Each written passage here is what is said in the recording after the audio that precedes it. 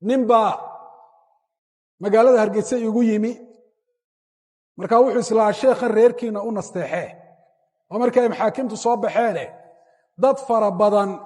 xamaasadi inta ay qaaday iyagoon xaqiiqada aan ogeyn waxa iska taageereen mid xoolo ku bixiyay mid hadlay iyo mid qoriga qaatayba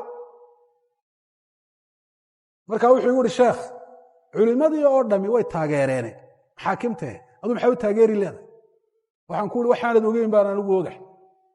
waxaanad adigu ogeyn ayaan anigu ogahay waxaan la taageerta maxaad ka taqaanaa maxay aaminsan yihiin maxay kale yihiin maxay doonayaan halkaad isladoo ku dambayn doonaan wallahi de sheekh waa wax fiican oo islaamkii baa loo gargaaraya xukunka islaamka la soo celinaya wixii markii ay isku cayniya bayd go'een sanad kadib uu ninkii yima wuxuu igu yiri sheekh saad sheegaysay bay noqotay bal waxaad ogeydii sheeg anigu aanan ogeyn ilaahay baa fitanka kaga badbaadiyay dhalinyartii culamaa u dacwa salafiya taladooda qaatay inay dhiig islaam daadiyaan ama iyagu fitnada inay ku hoobtaan oo naftooda ay ku waayaan ilaahay baa subxaanahu wa tacaala dhulkii culamaa u dacwa as-salafiya dacwada ay wadeen ay ku xooganayd afkaarta noocaas inay ka hana qaado ilaahay baa ayaa kaga badbaadiyay